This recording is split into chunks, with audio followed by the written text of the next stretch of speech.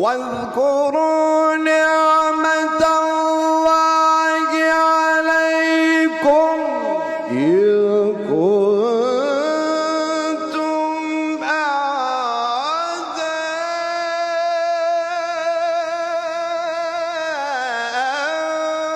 فألف بين قلوبكم فأصبحتم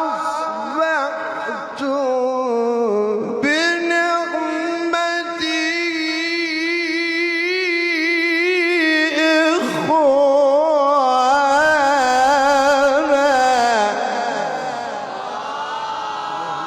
حقیقتا ما اعتقاد داریم قرآنه که دلهای مسلمین رو نزدیک میکنه به هم. خدا رو شکر در ماه قرآن، بهار قرآن، به وسیله قرآن دو ملت ایران و اندونزی در کنار هم قرار گرفتن.